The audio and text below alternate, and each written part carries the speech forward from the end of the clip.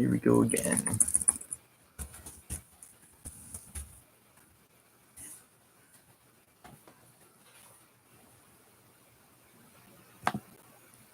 All right, 100 Years of Solitude.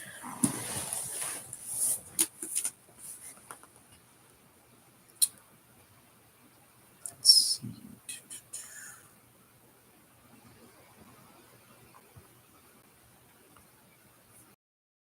I think it makes sense for me to provide a recap of the events in Chapter 1, the reading for Chapter 2.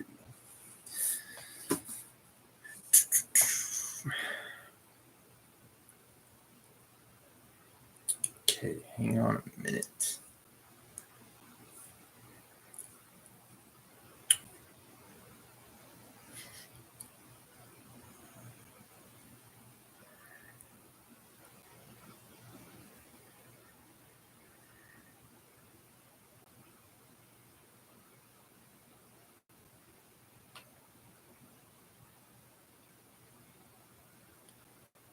Do-do-do.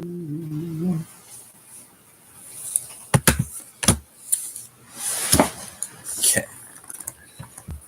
Hold on a sec.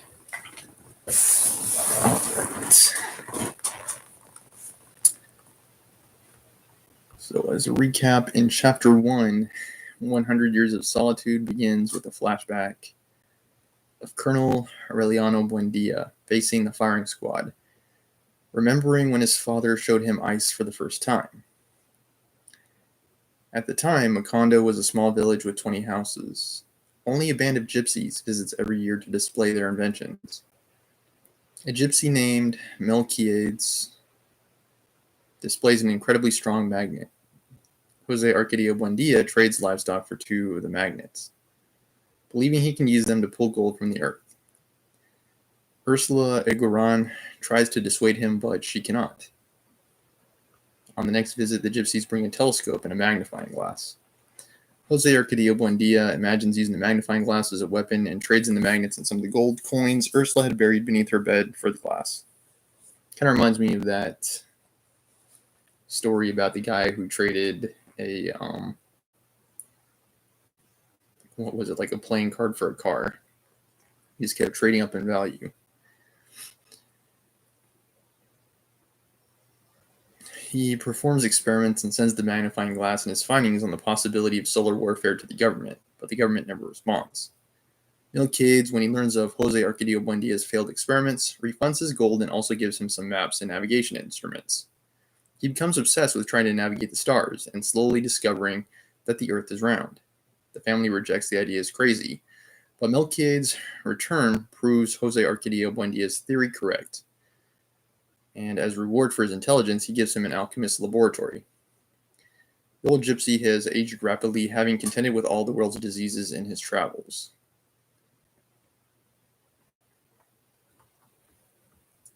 Jose Arcadio Buendia convinces Ursula to share her gold coins with him so he might double them via his newly acquired knowledge of alchemy, but he's only able to melt them down, fusing them to other metals. When the gypsies return, Melquiades again looks youthful and healthy, but it's only his false teeth that are giving this illusion. Jose Arcadio Buendia, who was once so cheerful and hardworking, becomes distracted by these newest technologies.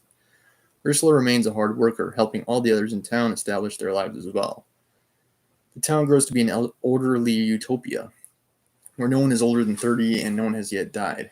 Jose Arcadio Buendia traps all varieties of birds, and it's their loud songs that draws the gypsies through the swamps to Macondo.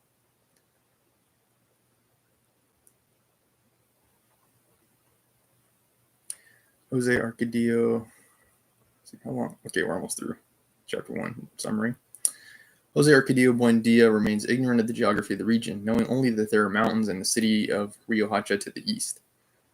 On their search for a land to settle, they looked for the sea, but had no luck in finding it. The southern and western edges of Macondo are bordered by swamps. Jose Arcadio Buendia believes only path to explore might be to the north, and so he and his men set out to see what they might find. After many days of trekking through the jungle, they discover a grounded Spanish galleon filled with flowers. 4 days' journey beyond the ship, they find the sea, and Jose Arcadio Buendia reasons that Macondo is a peninsula surrounded by water on all sides. Jose Arcadio Buendia laments his choice of location for the city and begins to pack to leave, but Ursula tells him that they will not leave because they had a son there. Jose Arcadio Buendia argues that they have not had a death, but Ursula says she will die if it means the rest of the people stay where they are. Jose Arcadio, the first, 14 at the time, had been born on the way to Macondo. Aureliano Buendia, 6 years old, was the first human to be born in Macondo, and showed signs of being silent and withdrawn even when still in Ursula's womb. He has the power to see the future, demonstrated first when he was 3, predicted that a pot of soup would soon spill, which it did. Jose Arcadio Buendia recommits himself to family life, teaching the children to read, write, and do math. He teaches them about the wonders of the world, making up as many as he goes along. Different band of gypsies come to town with even more fantastic inventions, including a machine that makes people forget bad memories and treatment that causes time to be lost. Milcades is revealed to have died. Jose Arcadio Buendia takes the children into a large tent where they see what he believes to be the largest diamond in the world, but indeed it is just ice. He pays for all 3 of them to touch it. Jose Arcadio the first won't, but Aureliano Buendia places his hand on the block and withdraws it, afraid that it's boiling. Jose Arcadio Buendia pays more money so that he might touch the ice again, declaring it the greatest invention of our time. And that was the recap of chapter 1. I think perhaps strange in some way and somewhat reminiscent of The Giver, that book. It's like touching ice for the first time, imagining what they would feel, and them likening the feeling to boiling, like a boiling sensation, a hot sensation. And really, it's the polar opposite. It's freezing ice. But it's like the same saying. It's like, how do you describe the color blue to a blind person? How do you describe the feeling of cold to someone without a sense of touch? Okay.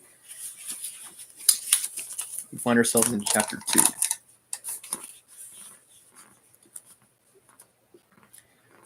When the pirate Sir Francis Drake attacked Riohacha in the 16th century, Ursula Guaron's great-great-grandmother became so frightened with the ringing of alarm bells and the firing of cannons that she lost control of her nerves and sat down on a lighted stove. The burns changed her into a useless wife for the rest of her days. She could only sit on one side, cushioned by pillows, and something strange must have happened to her way of walking, for she never walked again in public. She gave up all kinds of social activity, obsessed with the notion that her body gave off a singed odor. Dawn would find her in the courtyard, where she did not dare fall asleep lest she dream of the English and their ferocious attack dogs, as they came through the windows of her bedroom to submit her to shameful tortures with the red-hot irons. Her husband, an Aragonese merchant by whom she had 2 children, spent half the value of his store on medicines and pastimes in an attempt to alleviate her terror. Finally, he sold the business and took the family to live far from the sea in a settlement of peaceful Indians located in the foothills, where he built his wife a bedroom without windows so that the pirates of her dream would have no way to get in. In that hidden village, there was a native-born tobacco planter who lived there for some time, Don Jose Arcadio Buendia, with whom Ursula's great-great-grandfather established a partnership that was so lucrative that within a few years they made a fortune. Several centuries later, the great-great-grandson of the native-born planter married the great-great-granddaughter of the Aragonese. Therefore, every time that Ursula became exercised over her husband's mad ideas, she would leap back over 300 years of fate and curse the day that Sir Francis Drake had attacked Riohacha. It was simply a way of giving herself some relief, because actually they were joined till death by a bond that was more solid than love, a common prick of conscience. They were cousins. They had grown up together in the old village that both of their ancestors, with their work and their good habits, had transformed into one of the finest towns in the province. Although their marriage was predicted from the time they had come into the world, when they expressed their desire to be married, their own relatives tried to stop it. They were afraid that those 2 healthy products of 2 races that had interbred over the centuries would suffer the shame of breeding iguanas. There had already been a horrible precedent. An aunt of Ursula's, married to an uncle of Jose Arcadio Buendia, had a son who went through life wearing loose, baggy trousers, who bled to death after having lived 42 years in the pure state of virginity, where he'd been born and had grown up with a cartilaginous tail in the shape of a corkscrew, with a small tuft of hair on the lip. A pig's tail that was never allowed to be seen by any woman and that cost him his life when a butcher friend did him the favor of chopping it off with his cleaver. Jose Arcadio Buendia, with the whimsy of his 19 years, resolved the problem with a single phrase. I don't care if I have piglets as long as they can talk. So they were married amidst a festival of fireworks and a brass band that went on for 3 days. They would have been happy from then on if Ursula's mother had not terrified her with all manner of sinister predictions about their offspring, even to the extreme of advising her to refuse to consummate the marriage. Fearing that her stout and willful husband would rape her while she slept, Ursula, before going to bed, would put on a rudimentary kind of drawers that her mother had made out of sailcloth and had reinforced with a system of crisscrossed leather straps, and that was closed in the front by a thick iron buckle. That was how they lived for several months. During the day, he would take care of his fighting cocks, and she would do frame embroidery with her mother. At night, they would wrestle for several hours in an anguished violence that seemed to be a substitute for the act of love, until popular intuition got a whiff of something irregular, and the rumor spread that Ursula was still a virgin a year after her marriage because her husband was impotent. Jose Arcadio Buendia was the last one to hear the rumor. Look what people are going around saying, Ursula, he told his wife very calmly. Let them talk, she said. We know that's not true. So the situation went on the same way for another 6 months until that tragic Sunday when Jose Arcadio Buendia won a cockfight from Prudencio Aguilar. Furious, aroused by the blood of his bird, the loser backed away from Jose Arcadio Buendia so that everyone in the cockpit could hear what he was going to tell him. Congratulations, he shouted. Maybe that rooster of yours can do your wife a favor. Jose Arcadio Buendia serenely picked up his rooster. I'll be right back, he told everyone. And then to Prudencio Aguilar. You go home and get a weapon because I'm going to kill you. 10 minutes later, he returned with a notched spear that had belonged to his grandfather.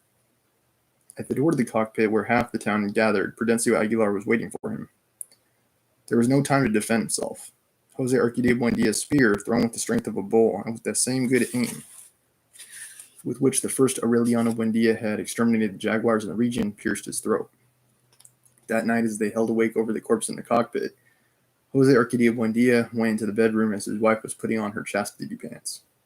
Pointing the spear at her, he ordered, "Take them off." Ursula had no doubt about her husband's decision. "You'll be responsible for what happens," she murmured. Jose Arcadio Buendia stuck the spear into the dirt floor. "If you bear iguanas, we'll raise iguanas," he said, "but there will be no more killings in this town because of you." It was a fine June night, cool with a moon, and they were awake and frolicking in bed until dawn, indifferent to the breeze that passed through the bedroom, loaded with the weeping of Prudencio Aguilar's kin. The matter was put down as a duel of honor, but both of them were left with a twinge in their conscience. One night, when she could not sleep, Ursula went out into the courtyard to get some water, and she saw Prudencio Aguilar by the water jar. He was livid, a sad expression on his face, trying to cover the hole in his throat with a plug made of esparto grass. It did not bring on fear in her, but pity. She went back to the room and told her husband what she had seen, but he did not think much of it. This just means that we can't stand the weight of our conscience. 2 nights later, Ursula saw Prudencio Aguilar again in the bathroom, using the esparto plug to wash the clotted blood from his throat. On another night, she saw him strolling in the rain. Jose Arcadio Buendia, annoyed by his wife's hallucinations, went out into the courtyard armed with his spear. There was the dead man with his sad expression. "You go to hell," Jose Arcadio Buendia shouted at him. "Just as many times as you come back, I'll kill you again." Prudencio Aguilar did not go away, nor did Jose Arcadio Buendia dare throw the spear. He never slept well after that. He was tormented by the immense desolation with which the dead man had looked at him through the rain, his deep nostalgia as he yearned for living people, the anxiety with which he searched through the house looking for some water with which to soak his esparto plug. "He must be suffering a great deal," he said to Ursula. "You can see that he's so very lonely." She was so moved that the next time she saw the dead man uncovering the pots on the stove, she understood what he was looking for, and from then on she placed water jugs all about the house. One night, he found him washing his wound in his own room. Jose Arcadio Buendia could no longer resist. "It's all right, Prudencio," he told him. "We're going to leave this town, just as far away as we go, and we'll never come back. Go in peace now." That was how they undertook the crossing of the mountains. Several friends of Jose Arcadio Buendia, young men like him, excited by their adventure, dismantled their houses and packed up, along with their wives and children, to head toward the land that no one had promised them. Before he left, Jose Arcadio Buendia buried the spear in the courtyard, and one after another he cut the throats of his magnificent fighting cocks, trusting that in that way he could give some measure of peace to Prudencio Aguilar. All that Ursula took along were a trunk with her bridal clothes, a few household utensils, and the small chest with gold pieces that she had inherited from her father. They did not lay out any definite itinerary. They simply tried to go in a direction opposite to the road to Riohacha, so that they would not leave any trace or meet any people they knew. It was an absurd journey. After 14 months, her stomach corrupted by monkey meat and snake stew, Ursula gave birth to a son who had all of his features human. She had traveled half the trip in a hammock that two men carried on their shoulders, because swelling had disfigured her legs and her varicose veins had puffed up like bubbles. Although it was pitiful to see them with their sunken stomachs and languid eyes, the children survived the journey better than their parents. Most of the time it was fun for them. One morning, after almost 2 years of crossing, they became the first mortals to see the western slopes of the mountain range. From the cloudy summit, they saw the immense aquatic expanse of the great swamp as it spread out toward the other side of the world. But they never found the sea. One night, after several months of lost wandering through the swamps, far away from now, the last Indians they had met on their way, they camped on the banks of a stony river whose waters were like a torrent of frozen glass. Years later, during the Second Civil War, Colonel Aureliano Buendia tried to follow that same routine in order to take Riohacha by surprise, and after 6 days of traveling, he understood that it was madness. Nevertheless, the night on which they camped beside the river, his father's host had the look of shipwrecked people with no escape.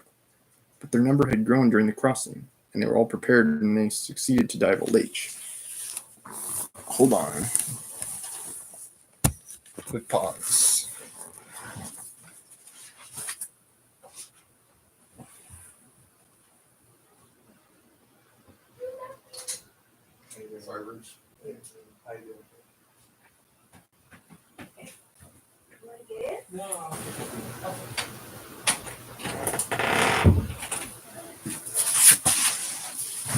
Okay, let's see. Where was I?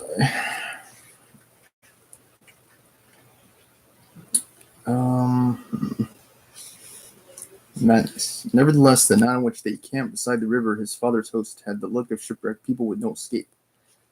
But their number had grown during the crossing, and they were all prepared, and they succeeded to die of old age. Jose Arcadio Buendia dreamed that night that right there a noisy city with houses having mirror walls rose up. He asked what city it was, and they answered him with a name that he had never heard, that had no meaning at all, but that had a supernatural echo in his dream, Macondo. On the following day, he convinced his men that they would never find the sea. He ordered them to cut down the trees to make a clearing beside the river, at the coolest spot on the bank, and there they found the village. Jose Arcadio Buendia did not succeed in deciphering the dream of houses with mirror walls until the day he discovered ice. Then he thought he understood its deep meaning. He thought that in the near future they would be able to manufacture blocks of ice on a large scale from such a common material as water, and would then build the new houses of the village. Wakanda would no longer be a burning place, where the hinges and door knockers twisted with the heat, but would be changed into a wintry city. If he did not persevere in his attempts to build an ice factory, it was because at that time he was absolutely enthusiastic over the education of his sons, especially that of Aureliano, who from the first had revealed a strange intuition for alchemy. The laboratory had been dusted off, reviewing Melchiad's notes, serene now, without the exaltation of novelty. In prolonged and patient sessions, they tried to separate Ursula's gold from the debris that was stuck to the bottom of the pot. Young Jose Arcadio scarcely took part in the process. While his father was involved, body and soul, with his water pipe, the willful firstborn, who had been too big for his age, had become a monumental adolescent. His voice had changed. An incipient fuzz appeared on his upper lip. One night as Ursula went into the room where he was undressing to go to bed, she felt a mingled sense of shame and pity.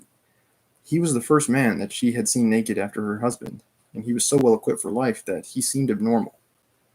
Ursula, pregnant for the third time, relived her newlywed terror. Around that time, a merry, foul-mouthed, provocative woman came to the house to help with the chores. She knew how to read the future in cards. Ursula spoke to her about her son. She thought that his disproportionate size was something as unnatural as her cousin's tail of a pig. The woman let out an expansive laugh that resounded through the house like a spray of broken glass. Just the opposite, she said. I'll be very lucky. In order to confirm her prediction, she brought her cards to the house a few days later and locked herself up with Jose Arcadio in a granary off the kitchen. She calmly placed her cards on an old carpenter's bench, saying anything that came into her head, while the boy waited beside her, more bored than intrigued. Suddenly she reached out her hand and touched him. Lordy, she said, sincerely startled, and that was all she could say. Jose Arcadio felt his bones filling up with foam, a languid fear, and a terrible desire to weep. The woman made no insinuations, but Jose Arcadio kept looking for her all night long, for the smell of smoke that she had under her armpits, and that had got caught under his skin. He wanted to be with her all the time. He wanted her to be his mother, for them never to leave the granary, and for her to say Lordy to him. One day he could not stand it anymore, and he went looking for her at her house. He made a formal visit, sitting uncomprehendingly in the living room without saying a word. At that moment he had no desire for her. He found her different, entirely foreign to the image that her smell brought on, as if she were someone else. He drank his coffee and left the house in depression. That night, during the frightful time of lying awake, he desired her again with a brutal anxiety, but he did not want her that time as she had been in the granary, but as she had been that afternoon. Days later, the woman suddenly called him to her house, where she was alone with her mother. She had him come into the bedroom with the pretext of showing him a deck of cards. Then she touched him with such freedom that he suffered a delusion after the initial shudder, and he felt more fear than pleasure. She asked him to come and see her that night. He agreed in order to get away, knowing that he was incapable of going. That night, in his burning bed, he understood that he had to go see her, even if he were not capable. He got dressed by feel, listening in the dark to his brother's calm breathing, the dry cough of his father in the next room, the asthma of the hens in the courtyard, the buzz of the mosquitoes, the beating of his heart, and the inordinate bustle of a world that he had not noticed until then. And he went out into the sleeping street. With all his heart, he wanted the door to be barred, and not just closed, as she had promised him. But it was open. He pushed it with the tips of his fingers, and the hinges yielded with a mournful and articulate moan that left a frozen echo inside him. For the moment he entered, sideways and trying not to make a noise, he caught the smell. He was still in the hallway, where the woman's three brothers had their hammocks in positions that he could not see and that he could not determine in the darkness as he felt his way along the hall, to push open the bedroom door and get his bearings there so as to not mistake the bed. He found it.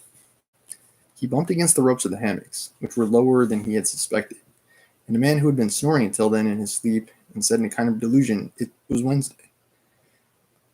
When he pushed open the bedroom door, he could not prevent it from scraping against the uneven floor. Suddenly, in the absolute darkness, he understood with a hopeless nostalgia that he was completely disoriented, sleeping in the narrow room where the mother, another daughter, with her husband and the two children, and the woman who may not have been there. He could have guided himself by the smell if the smell had not been all over the house, so devious and at the same time so definite, as it had always been on his skin. He did not move for a long time, wondering in fright how he had ever got to that abyss of abandonment, when a hand with all its fingers extended and feeling about in the darkness touched his face. He was not surprised, for without knowing he had been expecting it. Then he gave himself over to that hand, and in a terrible state of exhaustion he let himself be led to a shapeless place, where his clothes were taken off and he was heaved about like a sack of potatoes and thrown from one side to the other in a bottomless darkness, in which his arms were useless, where it no longer smelled of a woman but of ammonia, and where he tried to remember her face and found before him the face of Ursula, confusedly aware that he was doing something that for a very long time he had wanted to do, but that he had imagined could really never be done, not knowing what he was doing because he did not know where his feet were or where his head was, or whose feet or whose head, and feeling that he could no longer resist the glacial rumbling of his kidneys and the air of his intestines in fear, and the bewildered anxiety to flee, and at the very same time, stay forever in that exasperated silence, in that fearful solitude. Her name was Pilar Ternera. She had been part of the exodus that ended with the founding of Macondo, dragged along by her family in order to separate her from the man who had raped her at 14 and had continued to love her until she was 22, but who never made up his mind to make the situation public because he was a man apart. He promised to follow her to the ends of the earth, but only later on, when he put his affairs in order, and she had become tired of waiting for him, always identifying him with tall and short, blonde and brunette men, that her cards promised from land and sea within 3 days, 3 months, or 3 years. With her waiting, she had lost the strength of her thighs, the firmness of her breasts, her habit of tenderness, but she kept the madness of her heart intact. Maddened by that prodigious plaything, Jose Arcadio followed her path every night through the labyrinth of the room. On a certain occasion, he found the door barred, and he knocked several times, knowing that if he had the boldness to knock the first time, he would have had to knock it until the last time. After an interminable wait, she opened the door for him. During the day, lying down to dream, he would secretly enjoy the memories of the night before. But when she came into the house, merely indifferent, chatty, he did not have to make any effort to hide his tension, because that woman, whose explosive laugh frightened off the doves, had nothing to do with the invisible power that taught him how to breathe from within and control his heartbeats, and that had permitted him to understand why men are afraid of death. He was so wrapped up in himself that he did not understand the joy of everyone when his father and his brother aroused the household with the news that they had succeeded in penetrating the metallic debris and had separated Ursula's gold. They had succeeded, as a matter of fact, after putting in complicated and persevering days at it. Ursula was happy. She even gave thanks to God for the invention of alchemy, while the people of the village crushed into the laboratory. They served them guava jelly on crackers to celebrate their wonder. And Jose Arcadio, Buendia, let them see the crucible with the recovered gold, as if he had just invented it. Showing it all around, he ended up in front of his older son, who during the past few days had barely put in an appearance in the laboratory. He put the dry and yellowish mass in front of his eyes and asked him, "What does it look like to you?" Jose Arcadio answered sincerely, "Dog shit." His father gave him a blow at the back of his hand, and that brought out blood and tears. That night, Pilar Ternera put arnica compresses on the swelling, feeling about for the bottle and caught in the dark. She did everything she wanted with him, and as long as it did not bother him, making an effort to love him without hurting him. They reached such a state of intimacy that later, without realizing it, they were whispering to each other. "I want to be alone with you," he said. "One of these days I'm going to tell everybody we can stop all of this sneaking around." She did not try to calm him down. "That would be fine," she said. "If we're alone, we'll leave the lamp lighted so that we can see each other, and I can holler as much as I want without anybody's having to butt in. You can whisper in my ear any crap you can think of." That conversation, the biting rancor that he felt against his father, and the imminent possibility of wild love inspired a serene courage in him. In a spontaneous way, without any preparation, he told everything to his brother. At first, young Aureliano understood only the risk, the immense possibility of danger that his brother's adventures implied. He could not understand the fascination of the object. Little by little, he became contaminated with the anxiety. He wondered about the details of the dangers. He identified himself with the suffering and enjoyment of his brother. He felt frightened and happy. He would stay awake, waiting for him until dawn in the solitary bed that seemed to have a bottom of live coals, and they would keep on talking until it was time to get up. So that both of them soon suffered from the same drowsiness, felt the same lack of interest in alchemy and the wisdom of their father, and they took refuge in solitude. "Those kids are out of their heads," Ursula said. "They must have worms." She prepared a repugnant potion for them made out of mashed wormseed, which they both drank with unforeseen stoicism. They sat down at the same time on their pots, 11 times in a single day, expelling some rose-colored parasites that they showed to everyone with great jubilation, for it allowed them to deceive Ursula as to the origin of their distractions and drowsiness. Aureliano not only understood by then, he also lived his brother's experiences as something of his own. For on one occasion, when the latter was explaining in great detail the mechanisms of love, he interrupted him to ask, "What does it feel like?" Jose Arcadio gave an immediate reply. "It's like an earthquake." One January Thursday at 2 o'clock in the morning, Amaranta was born. Before anyone came into the room, Ursula examined her carefully. She was light and watery like a newt, but all of her parts were human. Reliano did not notice the new thing except when the house became full of people. Protected by the confusion, he went off in search of his brother, who had not been in bed since 11 o'clock. And it was such an impulsive decision that he did not even have time to ask himself how he could get out of Pilar Turner's bedroom. He circled the house for several hours, whistling private calls, until the proximity of dawn forced him to go home. In his mother's room, playing with the newborn little sister with a face that drooped with innocence, he found Jose Arcadio. Ursula was barely over her 40 days' rest when the gypsies returned. They were the same acrobats and jugglers that had brought the ice.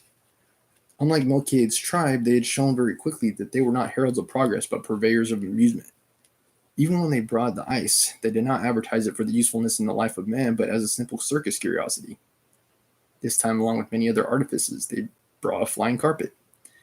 But they did not offer it as a fundamental contribution to the development of transport, rather as an object of recreation. The people at once dug up their last gold pieces to take advantage of a quick flight over the houses of the village. Protected by the delightful cover of collective disorder, Jose Arcadio and Pilar passed many relaxing hours. They were two happy lovers among the crowd. They even came to suspect that love could be a feeling that was more relaxing and deep than the happiness, wild but momentary, of their secret nights. Pilar, however, broke the spell. Stimulated by the enthusiasm that Jose Arcadio showed in her companionship, she confused the form and the occasion, and all of a sudden she threw the whole world on top of him. "Now you really are a man," she told him. Since he did not understand what she meant, she spelled it out to him. "You're going to be a father." Jose Arcadio did not dare leave the house for several days. It was enough for him to hear the rocking laughter of Pilar in the kitchen to run and take refuge in the laboratory, where the artifacts of alchemy had come alive again with Ursula's blessing. Jose Arcadio Buendia received his errant son with joy and initiated him in the search for the Philosopher's Stone, which he had finally undertaken. One afternoon, the boys grew enthusiastic over the flying carpet. They went swiftly by the laboratory at window level, carrying the gypsy who was driving it. Several children from the village were merely waving their hands, but Jose Arcadio Buendia did not even look at it. "Let them dream," he said. "We'll do better flying than they are doing, with more scientific resources than a miserable bedspread." In spite of his faint interest, Jose Arcadio never understood the powers of the philosopher's egg, which to him looked like a poorly blown bottle.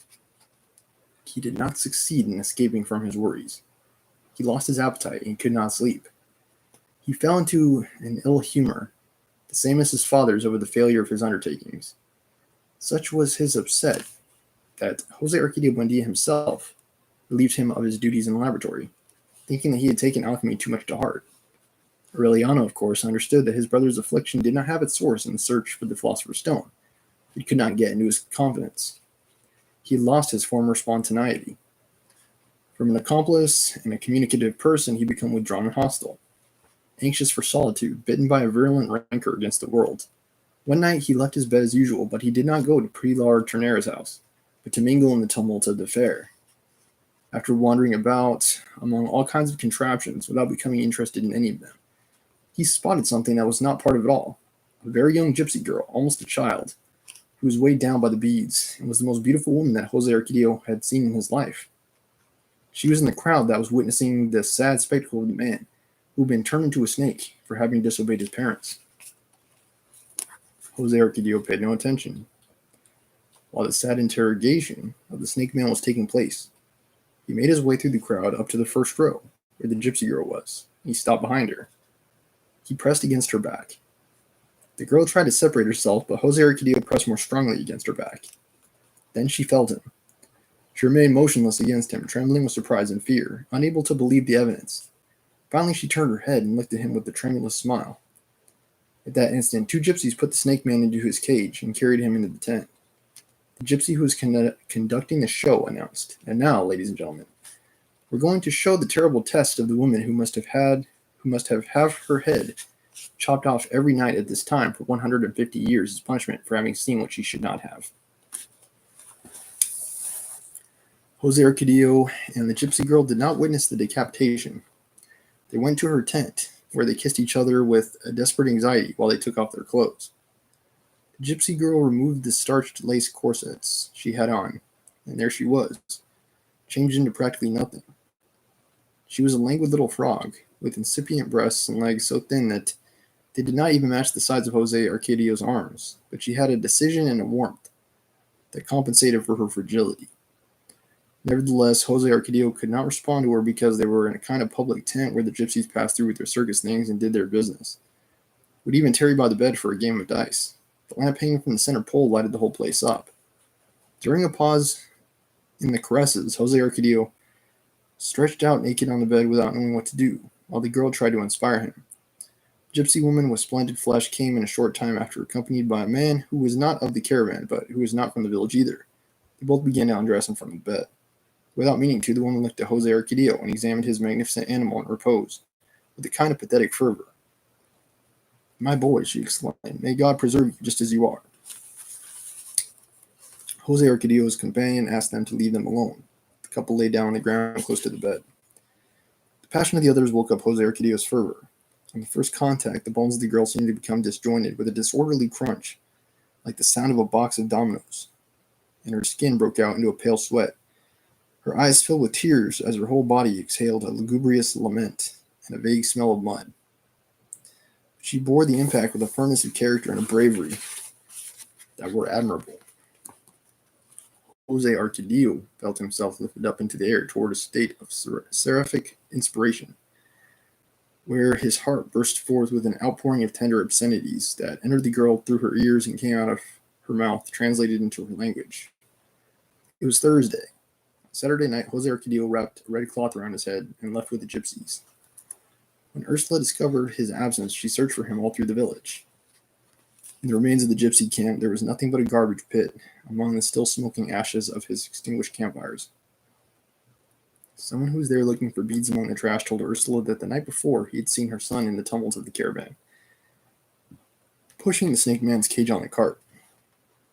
"He's become a gypsy," she shouted to her husband, who had not shown the slightest sign of alarm over the disappearance. "I hope it's true," Jose Arcadio Buendia said, grinding in his mortar that material that had been ground 1,000 times, reheated and ground again. "That way he'll learn to be a man." Ursula asked where the gypsies had gone.